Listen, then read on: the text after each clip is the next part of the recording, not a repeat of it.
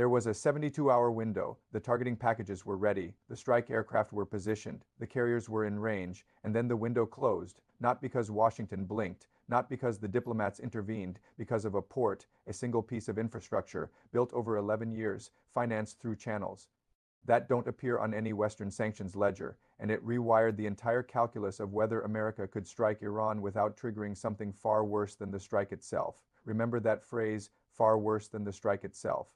We'll come back to it. To understand what happened. You need to see the board the way a military planner sees it, not the way the headlines described it. On one side, the United States Fifth Fleet, forward deployed, billions in carrier-based strike capacity, FA-18S Tomahawks, electronic warfare assets that can blind a country's radar grid in under 4 minutes. On paper, the most lethal force projection instrument ever assembled, the kind of capability that has, for 7 decades, functioned as the last word in any regional confrontation. When a U.S. carrier strike group enters a theater, the message has always been the same. The conversation is over. On the other side, Iran, sanctioned, isolated, an Air Force flying aircraft that haven't had Western spare parts since 1979, a conventional Navy that would lose a direct confrontation with the U.S. inside of 6 hours, a GDP smaller than the state of Texas, a currency that lost 60% of its value in a single decade by every conventional metric of military power. Iran should not be a deterrent problem. It should be a targeting problem. That's the surface red. But here's what the surface red misses and what the Pentagon's own internal assessments had been flagging quietly for 3 years before the window closed. Iran was never planning to win a conventional fight.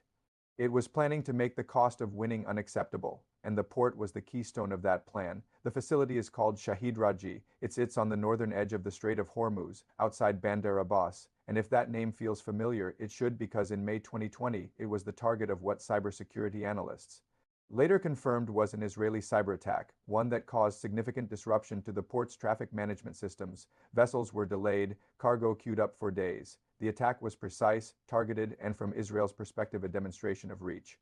Iran noticed not just the attack, what the attack revealed. Vulnerability is information. If an adversary spends a covert operation targeting your port, specifically it means your port matters in ways you may not have fully understood yourself. It means your adversary has already run the strategic calculus and concluded that this specific node, is worth the diplomatic risk of a covert offensive cyber operation that is not a small signal, that is a roadmap.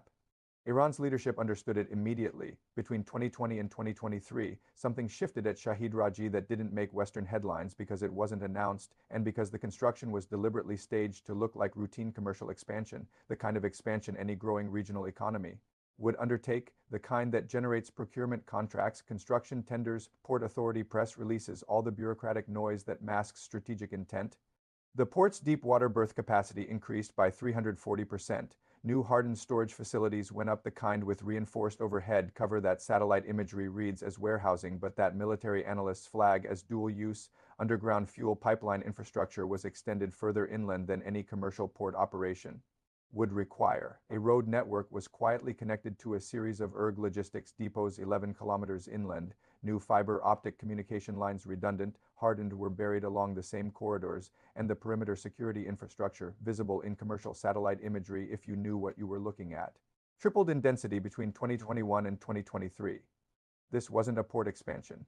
This was a fortress being built inside a commercial shipping hub, deliberately, patiently, with full awareness that the construction timeline was itself a strategic asset, because 11 years of gradual development produces no single moment that triggers a red line. And here is where the 72-hour window enters the picture, because the fortress wasn't just about defense.it, was about consequence.it full operational capacity, which Shahid Rajaee reached in late 2023. The port complex handles approximately 23% of Iran's strategic import volume, medical equipment, grain, industrial components, pharmaceutical precursors, the kind of goods whose interruption produces not military casualties but civilian ones, the category of harm that plays worst in international media, that generates sun emergency sessions, that hands adversarial diplomatic machinery a pre-loaded narrative weapon. But embedded within that commercial flow is something the U.S. military planners had to model before any strike authorization could move forward. The port had become a deliberate human shield at civilizational scale. Not individuals, entire supply chains. Strike the port's dual-use infrastructure and you trigger a humanitarian cascade that Iran's diplomatic machinery had pre-positioned the international response to weaponize instantly. This wasn't improvised. The response architecture had been constructed in parallel with the physical port expansion. Russia had already drafted the Security Council resolution language. China had its ambassadors briefed in 17 capitals. Regional non-aligned bloc coordinators had their talking points. The narrative was loaded, targeted, and waiting for a single trigger event to deploy automatically, much like the port's military function itself. But that still doesn't explain the full 72-hour collapse, because the humanitarian calculus alone, as brutal as it is something us planners have navigated before. It slows decisions, it raises political costs, it generates uncomfortable press cycles, but it doesn't stop a strike authorization when the national security imperative is clear enough. What stopped the clock was something else entirely.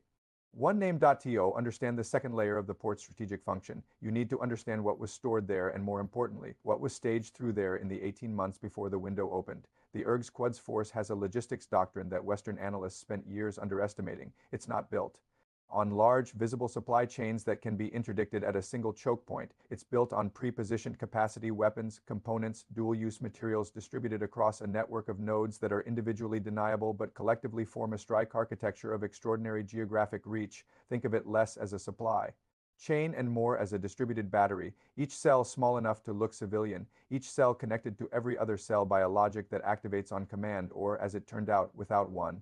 Shahid Rajaee was the primary transit hub for that pre-positioning across 3 separate proxy networks: Hezbollah's precision missile program in Lebanon, which by 2023 had an estimated inventory of 150,000 projectiles with a growing percentage carrying precision guidance packages, Houthi anti-ship missile stockpiles. In Yemen, positioned to interdict traffic through both the Strait of Hormuz and the Bab el-Mandeb simultaneously, and a third network less publicized, more dangerous, operating inside Iraq's western Anbar province within indirect fire range of 3 major US forward operating bases. When US planners modeled a strike on Iran's nuclear infrastructure in the 72-hour window, the targeting package included 19 primary sites and 31 secondary sites, standard suppression of enemy air defense sequencing, followed by deep strike assets hitting enrichment facilities at Natanz, Fordo, and Isfahan. The models were detailed. The confidence intervals on physical destruction were high. By the numbers, the strike package worked. The model assumed a defined Iranian retaliation envelope. The port changed the retaliation envelope in ways the model hadn't fully accounted for, because what Shahid Rajaee's expansion had quietly enabled through 11 years of construction, through sanctions evasion networks running through Oman and the Way's Jebel Ali Free Zone, through Chinese-financed infrastructure that cost $4.2 billion and appeared in NOAA's Treasury designation, was flagged in no congressional notification, and generated no diplomatic protest, was simultaneous multi-front activation across all 3 proxy networks, triggered not sequentially but in parallel. Not retaliation after a US strike, retaliation during the strike sequence, before the first wave had returned to the carrier, before the bomb damage assessment satellites had completed their first pass, before the press conference had been scheduled.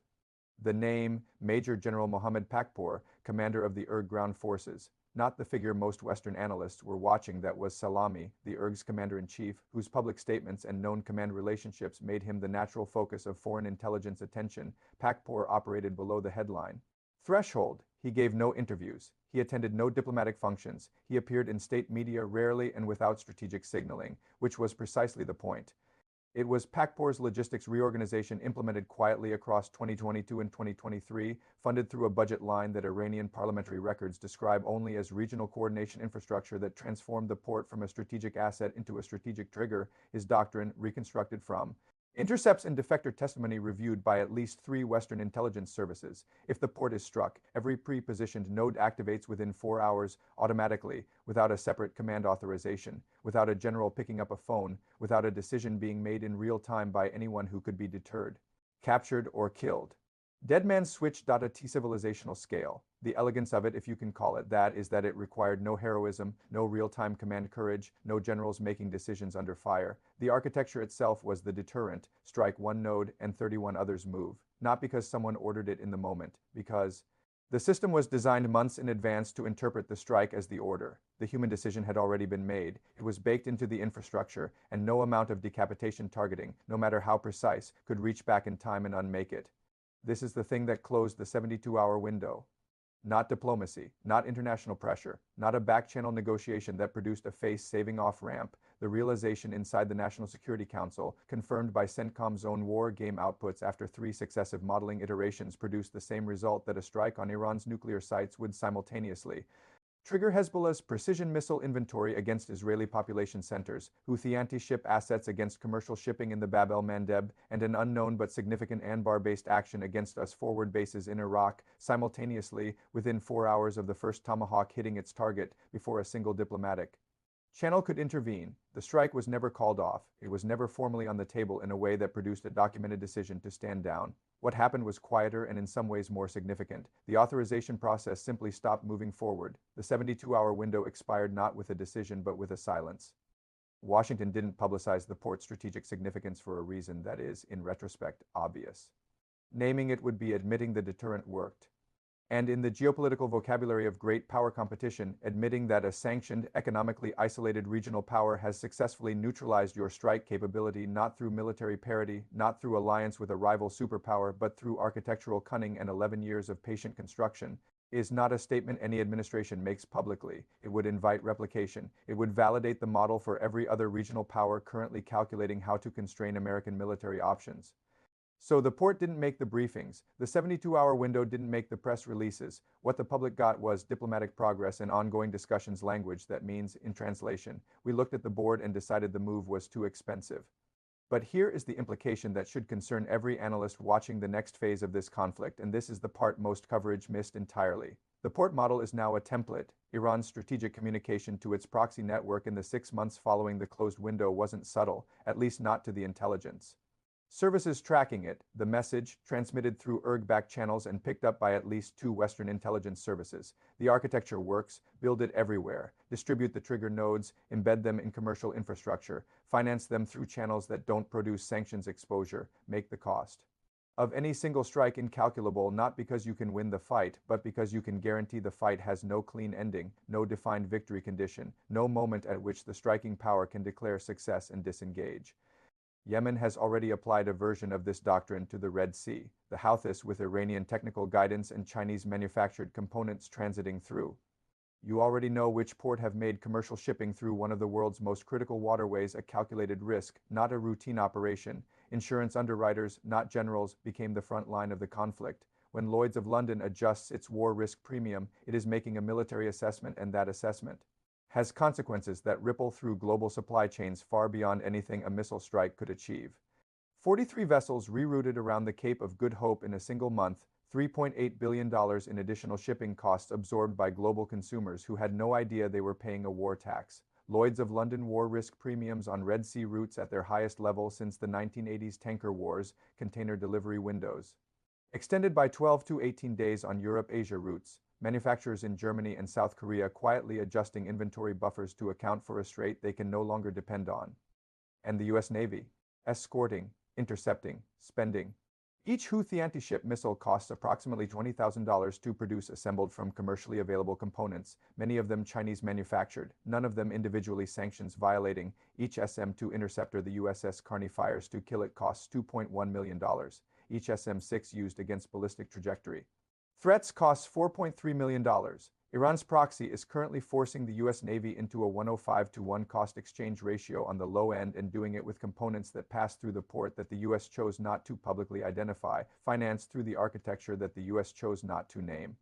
So here is the full picture, the thing the 72-hour clock was really counting down to. The $4.2 billion port was never primarily about Iranian commerce. It was never about civilian supply chains, though those were real and deliberately cultivated. It was an investment in a specific theorem that in modern conflict between asymmetric powers, the most powerful deterrent isn't the weapon that destroys, it's the architecture that makes destruction unacceptably expensive for the striker, not unwinnable, unacceptably expensive. There is a difference, and that difference is everything.